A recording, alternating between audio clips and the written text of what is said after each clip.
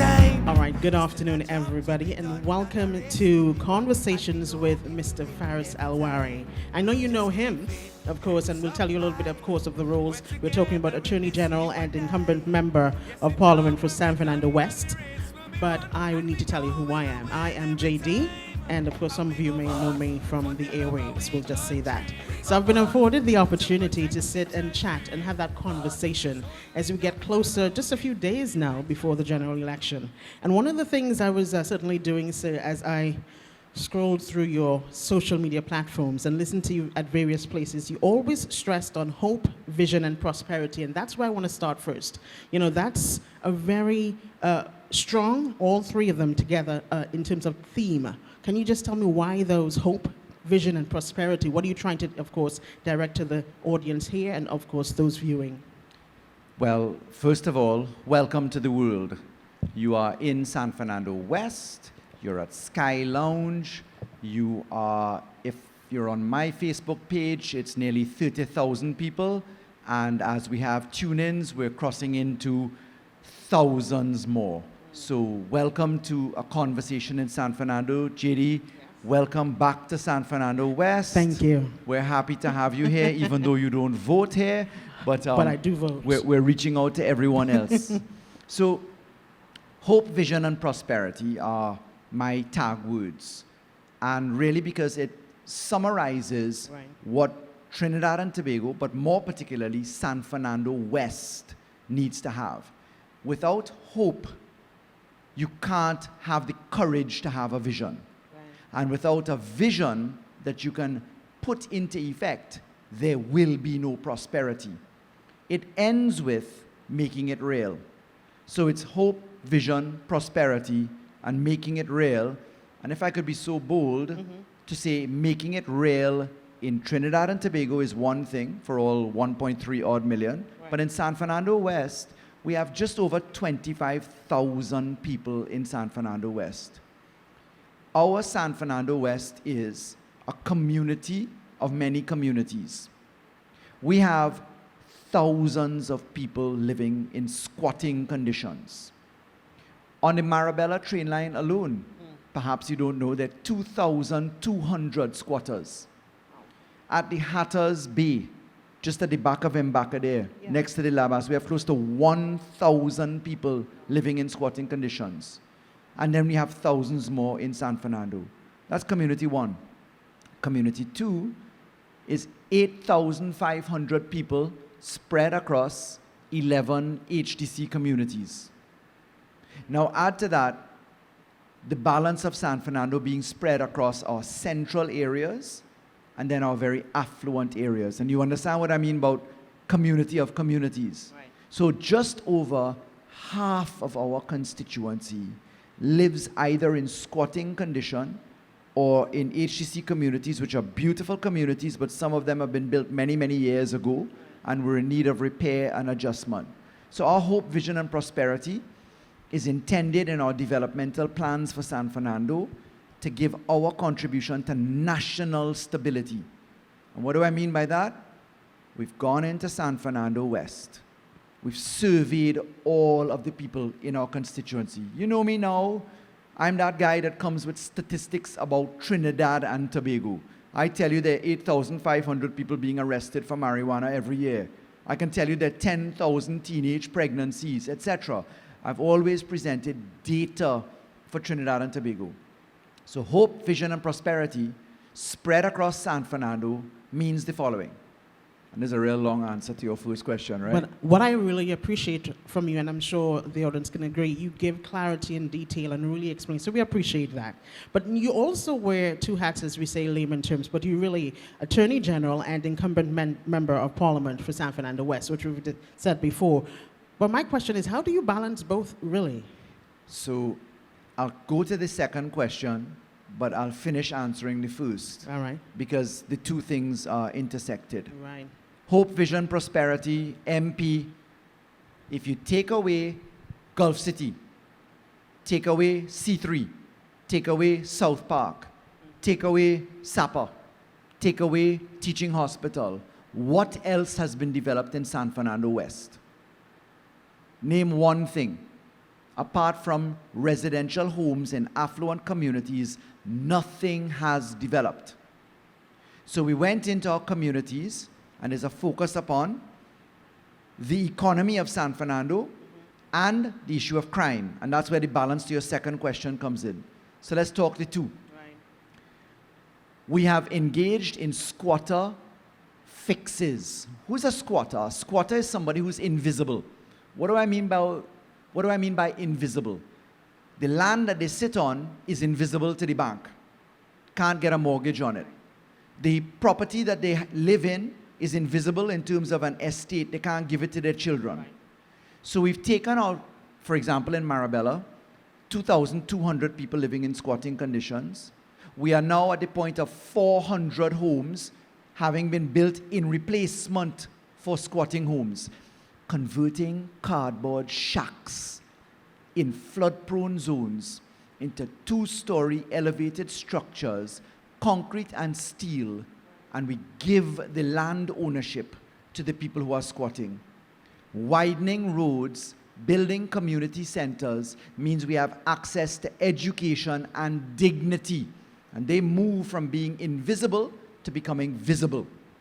In our HTC communities, 11 of our HTC communities are all under renovation and some with expansion.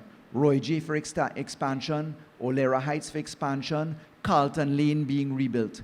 But the third aspect, to connect the dots to the rest of San Fernando, is answering the question, after you take away Gulf City, C3 and South Park, Right. Sapa and the hospital, the development of San Fernando is where we put prosperity through hope and vision. And what is that? For years we had something called the waterfront, a nebulous cloud which was effectively unspecified and with no particulars. For us in San Fernando, that meant filling up some land by the wharf. And when the land was filled, you'd go and build something on it. So we started with filling the 3.8 hectares of land. Van Org is doing that. We then came right along the San Fernando area, and we have started the following. 1,002 car parks at San Fernando General Hospital. $710 million high-rise development and commercial development where the PTSC garage is. 14 acres of land being used as a garage, converted into our version of what one Woodbrook Place or Miami downtown looks like. We then get to the Hatters redevelopment of squatters, the back of Embarcadere squatting areas, 241 homes at the Ministry of Works site, the widening of the roadway into 4-lane highway, the creation of a boardwalk, a new fishing port where we deal with our wharf structures, refrigeration, gas for the boats, customs and immigration station, the development of Plaza San Carlos, which is the historical area, moving the PTSC from just being a dumping ground into an actual vibrant hub. And then we connect all of it by a beautiful waterfront boardwalk. But that's not all. Skinner Park just behind us, under construction. Then we have Magistrates Court at Irving Park, corner Irving Park, just at Sutton Street. We have the Family Court under construction at the convent. We have Carlton Lane under construction. And these things give us billions of dollars of investment, and these things give us thousands and thousands of jobs. But then we went further into our play park reconstruction, our community center reconstruction, carrying people over in our roadway network, creation of roundabouts, whether it is at the other end of Gulfview, just before Bel Air, the creation of our new bridge at Cross Crossing, the movement of our vending community to Skinner Park, Ground B, when we finish the redevelopment there, so we have our own version of Arapita Avenue.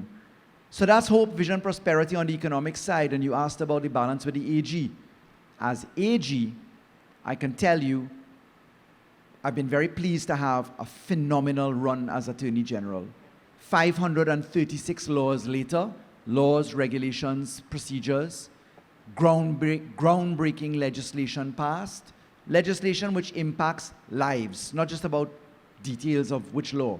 Think about it this way. Justice. What's justice for a child? who waits 20 years for a trial if raped? What's justice for somebody who is in a murder situation, no bail, 12 years and 14 years? 18 years you're awaiting a trial and you're in jail. How could that be justice? What is justice for two 14-year-old boys locked up for smoking 2 joints of marijuana? So here's what we did. On the AG's platform, I ensured that the portfolio of development in San Fernando was underway. It is all actively under construction, as you can tell when you drive by. But on the AG side, justice must be felt. And what is feeling justice? Imagine this. The place where justice happens is what? A court. How does a court work to give justice if you don't have enough judges, prosecutors, defense attorneys, if prisoners can't move, and if their rules are so messy that you have to wait for a magistrate to write down everything you say by hand? Long story short, judges have moved from 36 High Court judges to 64, 12 Court of Appeal judges to 15. We have taken full age increase from 65 years retirement for judges to 70, full raise in judicial pension to keep them in job.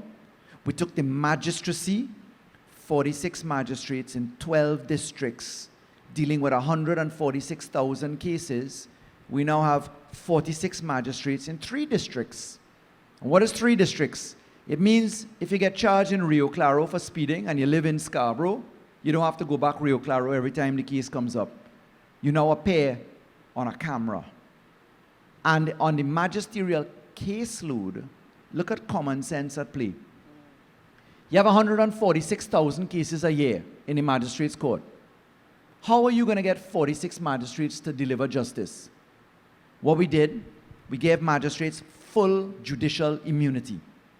Second thing we did, we've added 100 courtrooms to the pack, not including the courts that I have named in San Fernando Magistrate, Arima Magistrate, San Fernando Family Court. We opened Family Court Tobago, Children's Court Tobago, Children's Court Faizabad, Children's Court Port of Spain.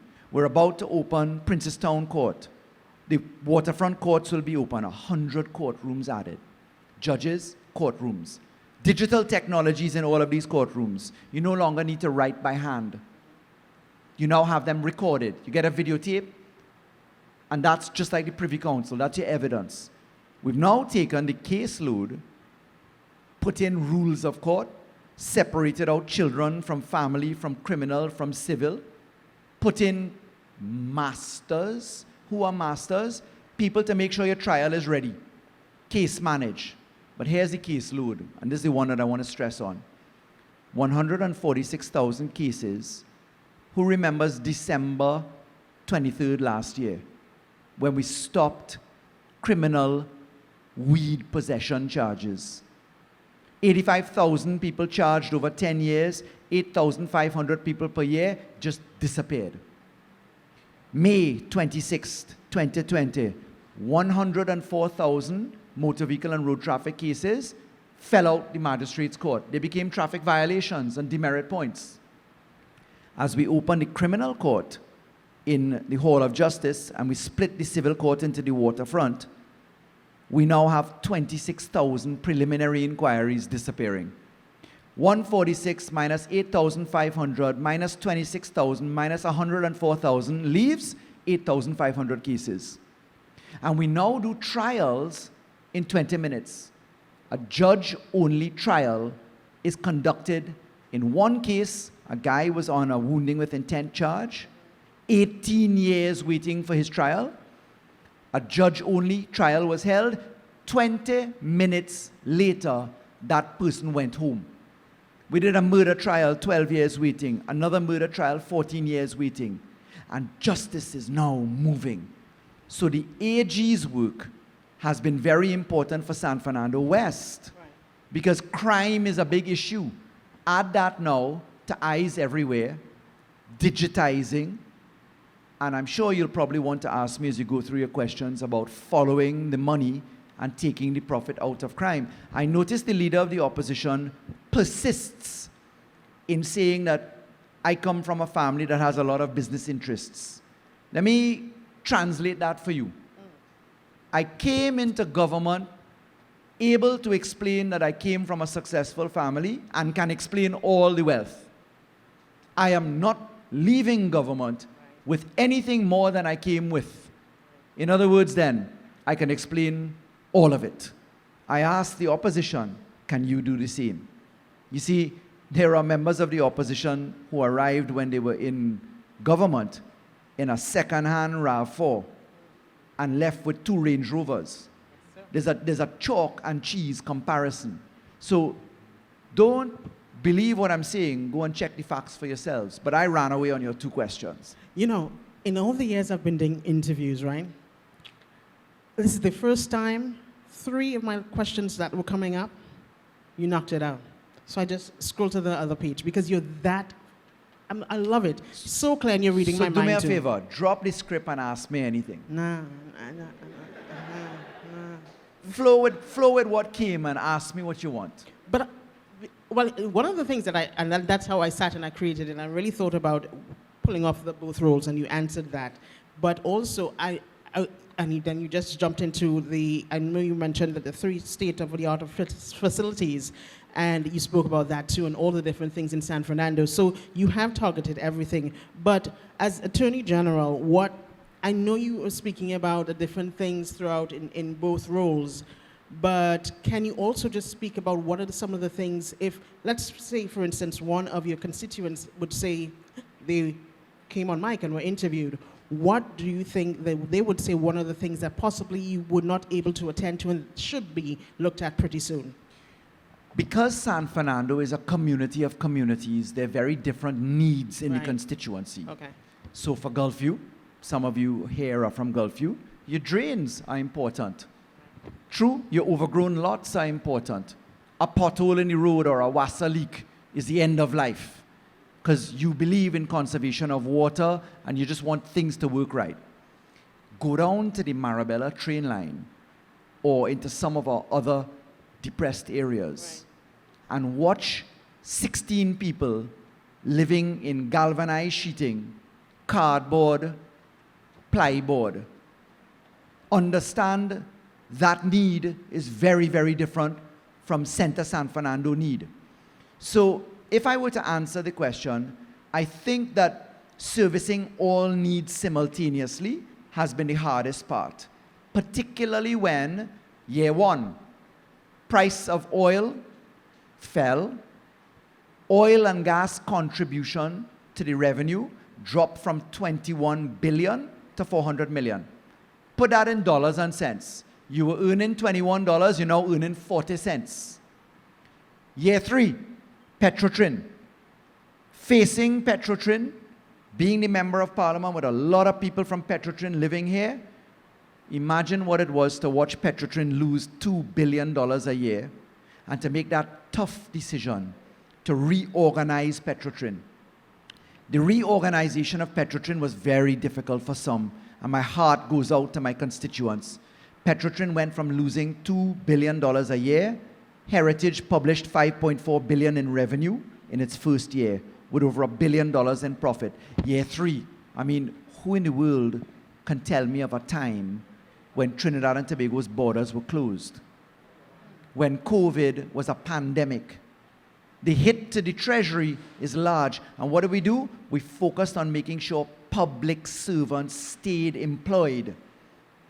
And then we provided the relief and granting for other people. Did we do it fast enough or as efficiently as we would like? No, we didn't. So that's perhaps another regret, and that's the complications of the public sector coupled with fraud. A lot of fraudulent activity in claims was included, and I wish that that could have been dealt with, but I have a solution to it. You see, in my next term as Attorney General, my desire will be to finish the work I started.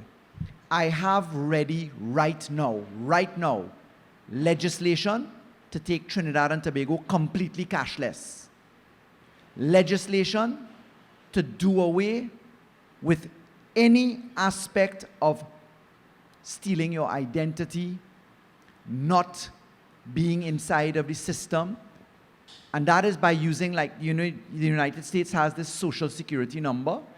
We digitized everybody's information. In the AG's office, we digitized millions of land records.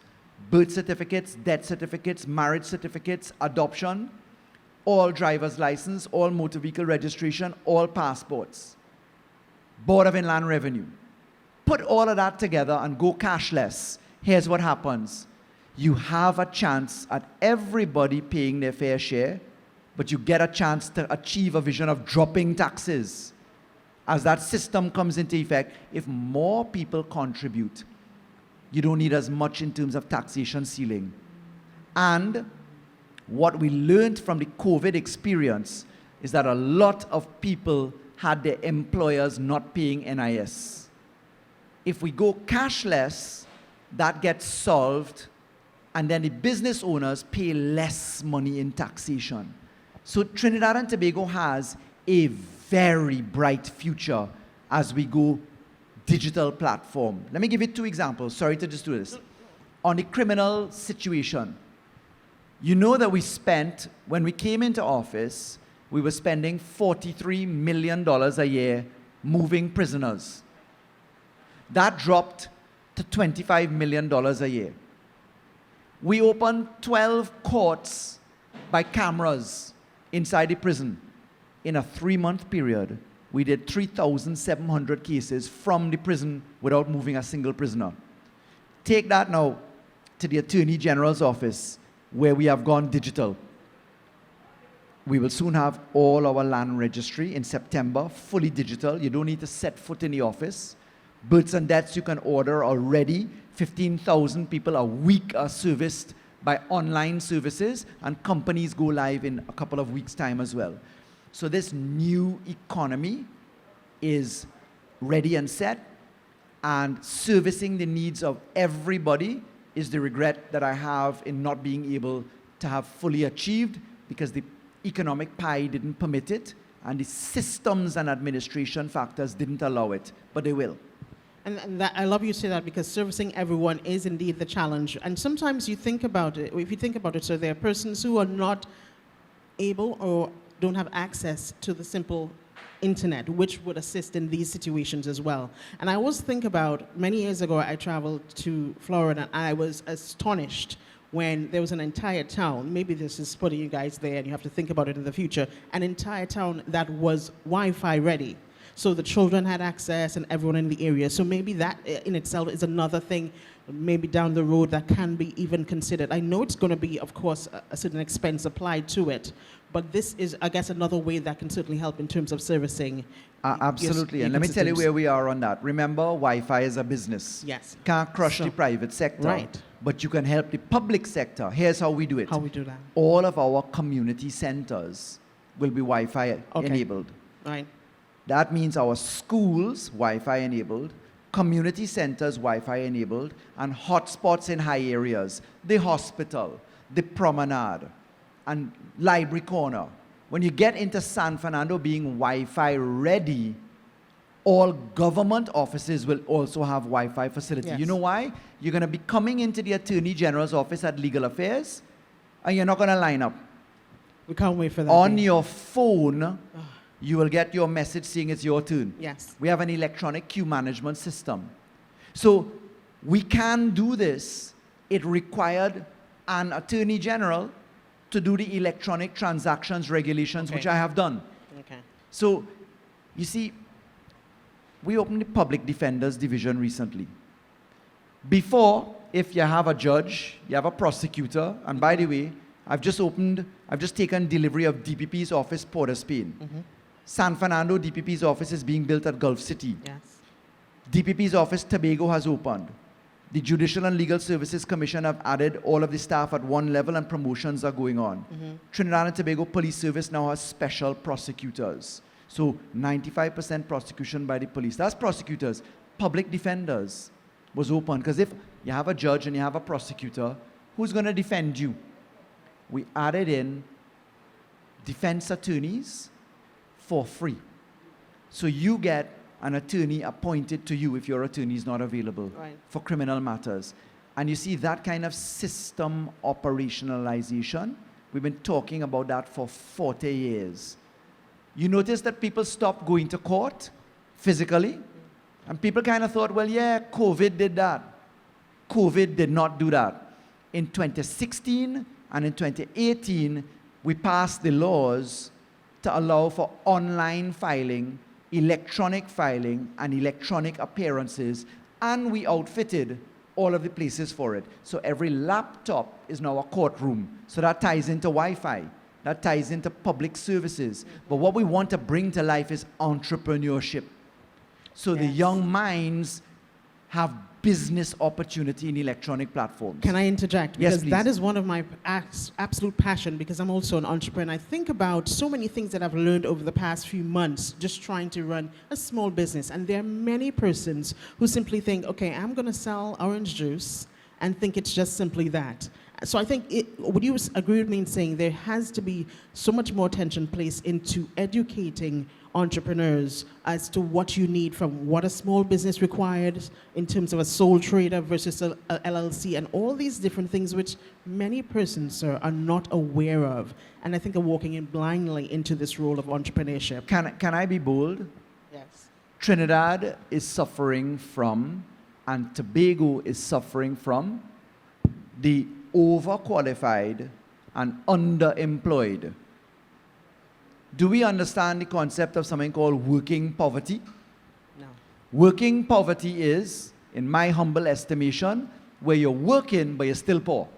Right. Because you can't afford your services. So we tell our people, here, here's gate, go and get qualified, get a good education, and everything will be okay. Well, where are you getting employed? Which is where we come to entrepreneurship. Do you know that money does grow on trees? It does. It's called agriculture. $3.7 billion we spend in buying food from outside Trinidad and Tobago. 3.7 billion. Imagine a San Fernando, which is the one that I have in mind, where every empty lot of land, the corporation, city corporation, gets permission by way of license from an owner that just wouldn't clean the lot. We all know these owners, right? We live next door to them. Bush taller than the house. Rats and snakes and vagrants and poor lighting. So imagine those places cleaned because the corporation has permission to enter. You then imagine that you do hydroponics so that you could, above the ground, grow food. The key to entrepreneurship is not only education, it's moving the product from the place to the market. And therefore, the education that we want to give as we use every vacant lot of land in San Fernando with permission, and the day you want us to move, we pick up our bucket, we pick up our tomatoes that are growing, pick up your license for marijuana product that will eventually come, and you move it. And you educate people now on exactly what you're saying. How do you run a business? What's your profit and loss? If you take the neighborhood in Marabella, as we build the Marabella train line out, the idea there is it's mixed agriculture and housing. We form cooperatives, and the cooperatives know this is how much money is required from your sales to invest into the thing. Here's how much you require for your labor, and this is your profit. And in that cooperative, you get to distribute your profit so that everybody has two jobs. Your regular day job in the construction of San Fernando, for instance, over the next couple of years as we spend billions of dollars doing that. And then by night, and then by evening or early morning, your tomatoes are growing, your chive, your kale, your lettuce. And all you have to do is to make sure that you're educated in business, but in agriculture, so that pestilence doesn't take over or people don't steal your crops. Because a lot of people that have gone into agriculture will tell you predial larceny or stealing agricultural stuff is a big issue. So we have multiple layers of solutions in San Fernando. So a few questions ago, you mentioned COVID-19. We all know about this pandemic in which we're living in. In fact, the last one that hit the world was in 1918, and we know that was the Spanish flu. Can you speak to your constituents about, and by extension, all of Trinidad and Tobago, about, you know, some of the actions that you're taking as well, and what we can do? Because a big part of this is personal responsibility as well. So we actually had The one with the greatest number of deaths people refer to as the Spanish flu.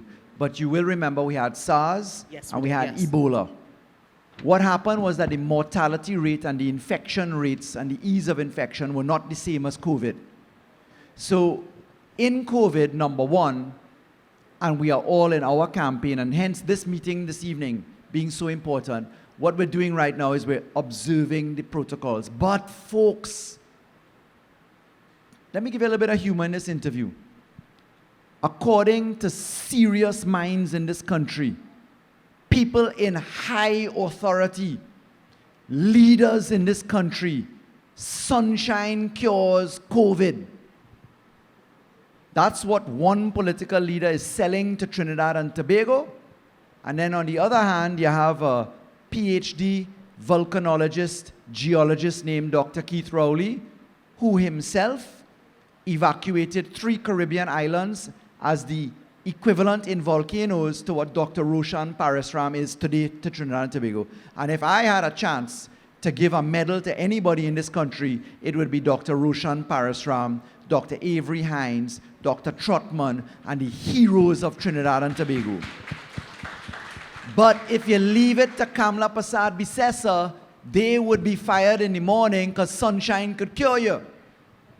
That was my humor for the day. And we got it. So to answer your question on COVID, COVID is real. We have to maintain a sense of discipline.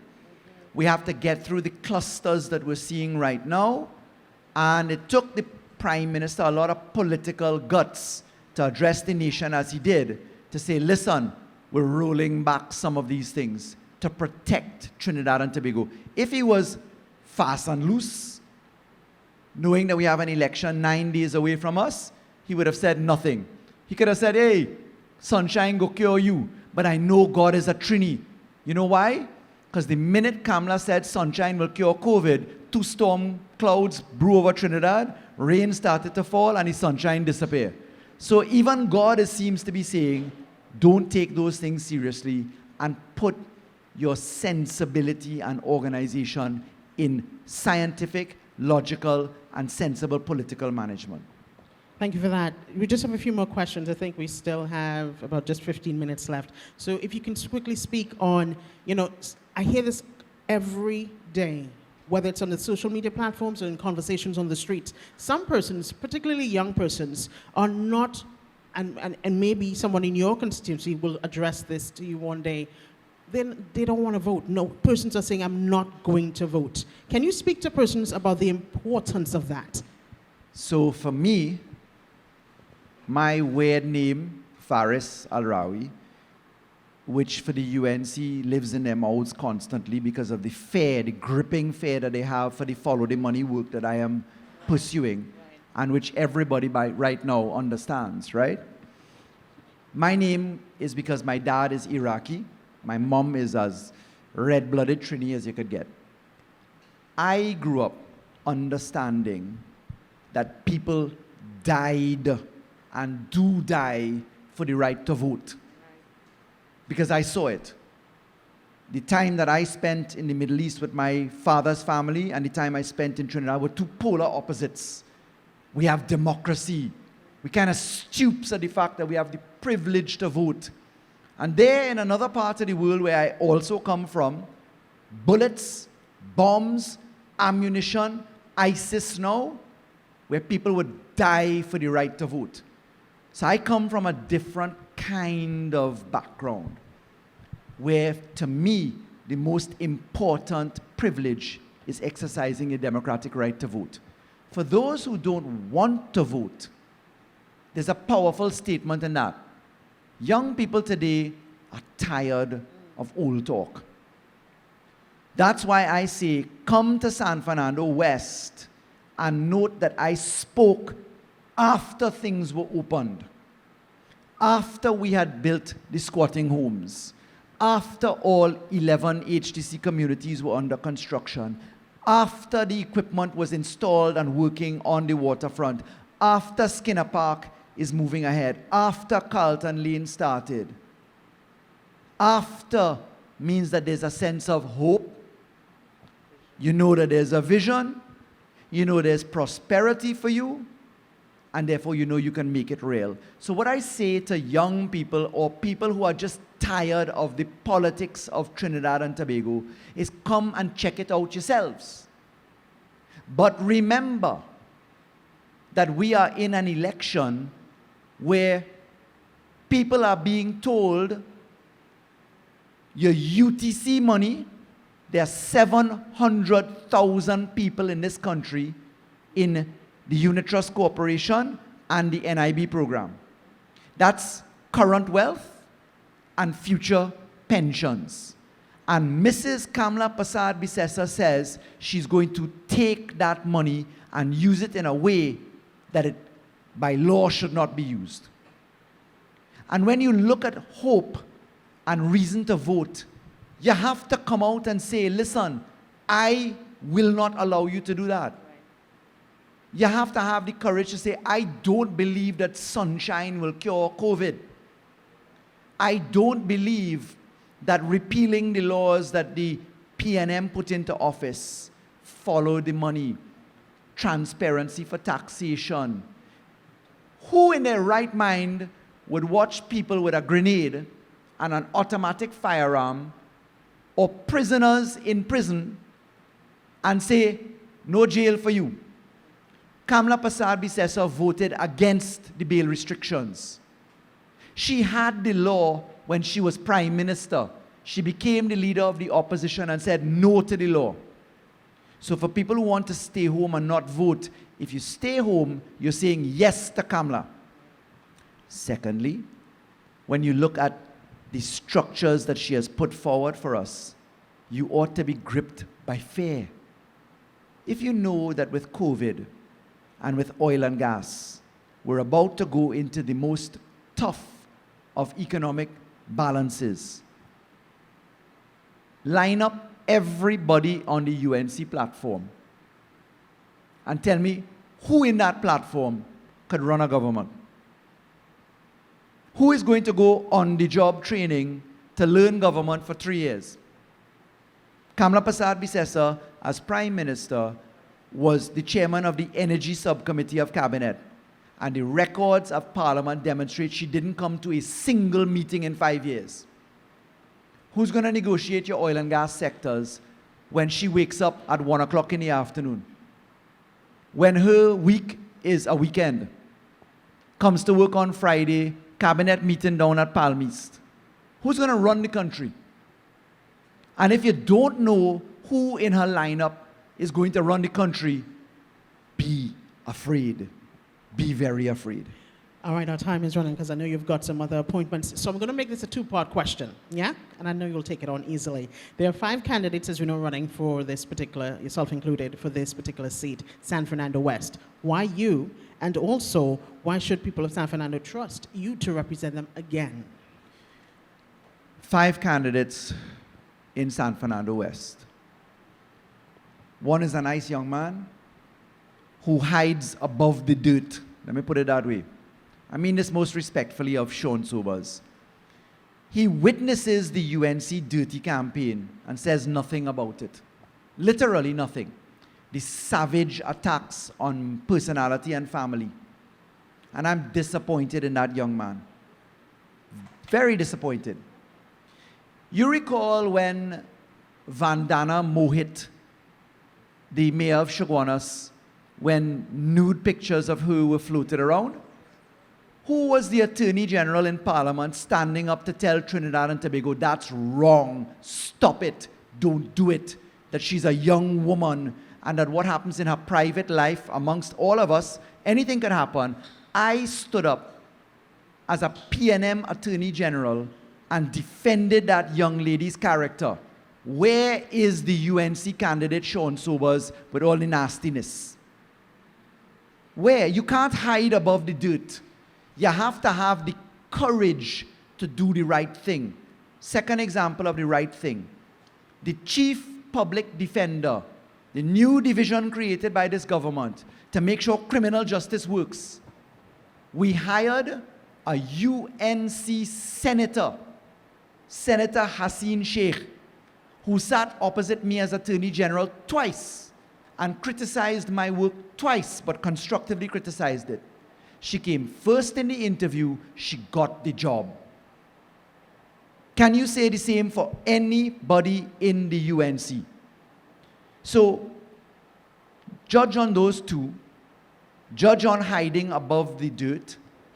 Remember, when you check the checklist for Sean Sobers, the UNC did not support a lot of the work that we brought into effect. In fact, I'd like to tell you, as a reason to support Faris Al-Rawi, I'd just like to give you this one. Take a look at the tail of the tape. The tail of the tape for legislation in UNC work versus PNM work, and therefore the two candidates. Because it's very unusual that I have the privilege of going against someone who's been in the parliament. So Sean Sobers was in the Senate, correct? Let's look at his tail of the tape. Let's look at the laws. Bail amendment, where we say restrict bail for high-powered weapons and weapons of war. Sean Sobers' position, no. Interception of communication amendment, where we say bug the prison cell. If a prisoner is talking, record him, and if he's talking criminality on a phone, use it in court. Sean Sobers, no. Evidence amendment bill. Witnesses are being killed. The PNM says, give witnesses a fighting chance with witness anonymity. Use CCTV camera, so you don't need a live witness. Saddam Hussein and Sean Sobers, no. Sexual offenses amendment to publish sexual predators. Sex offenders registry. UNC, Sean Sobers, did not speak in the debate. Trespass amendment, where we said if old people in HTC homes getting thrown out by gang members, protect them. Sean Sobers, no support in the debate. Civil asset recovery, PNM, yes. Sean Sobers, no voice, no yes in the debate. Dangerous drugs amendment, marijuana, again, he did not speak. And so it goes. Foreign tax accounts, income tax amendment, gambling, to regulate it, to make sure that you can't money launder. UNC says no to all. Sean Sobers says no to all.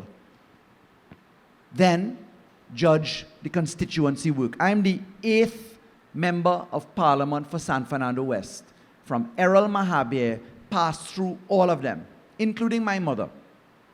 And ask yourself, where can you point to in any one of the 8 MPs that you have squatters moving into visibility and land ownership and decency, all 11 HTC communities under repair, the entire waterfront project, which is courts and Chancery Lane and all of the billions of dollars of investment right from Skinner Park comes straight down. Name one of the 8 MPs that can tell you that form of hope, vision, and prosperity. And that can tell you, go and check the fact that they've started to make it real. One thing I need to say, why so late? Sounding kind of convenient, right? Yeah, politician with a microphone and 30,000 people watching you on one Facebook feed alone. Environmental clearance certificates take time. Dr. Wayne Kublal Singh shut down the smelter, stopped the highway to Point 14 because they did not have certificates of environmental clearance. We have them. Contracts have been awarded. They take time to do public procurement, engineering, architecture, public procurement, award. That's why in the tough economy, 96% year 1 drop in revenue, Petrotrin year 3, COVID year 5. That's why in the tough economy, we were able to start everything because we did it in a measured way. So quite simply, judge on performance, judge on ability, and I think after that, you can exercise a clear conscience and vote for the PNM. The right choice. The right choice. Thank you very much for your conversation. Of course, this was conversation with Mr. Faris Al-Rawi, your Attorney General and incumbent Member of Parliament for San Fernando West. I think you guys can give him a round of applause for that. Thank you. So I know you have another appointment at this point, so we want to thank you so much for your time. And I know you also will have a very busy week, so don't forget to take care of yourself as you do what you need to do for us, all right? What I can tell you, folks, in case you wonder how the PNM team manages to look a little lean and prepared, is that our campaign is energetic. Yes. We are in a dignity mode. You notice you won't hear mudslinging. Yeah, you'll get a few sharp comments here and there, but on factual points, right? Stay safe. Yes, please. Be clean. Remember your constitutional duties. This election is an election of issues. You have to have hope on a vision to create prosperity. So let's just remember to keep a cool and calm election, turn out in the volumes that are required, exercise your franchise, because other people die for the right to vote. And if you want a little sweat, today is leg day. We're walking up and down the steps of Olera Heights. We'll be at Roy G a little bit later, at Mbakade, Rushwood Street. We're right through the constituency. Anytime you want a little jog along the road, I'll be your pack member going along with you as you stay healthy, fit, clean, and your mind safe and secure, that at least we have some good vision. Thank you so much, everyone. And to the listening public, lots of love and blessings. Wear your mask on the outside. Wash your hands and practice careful measures. Thank you so much. Thank you very much. I'm Julian Gibbs. Thank you so much for joining us. And this is it, all right? Very good conversation. Thank you, Julie. Thank you so much. And we know we will win every time. Just keep the faith, heads up high.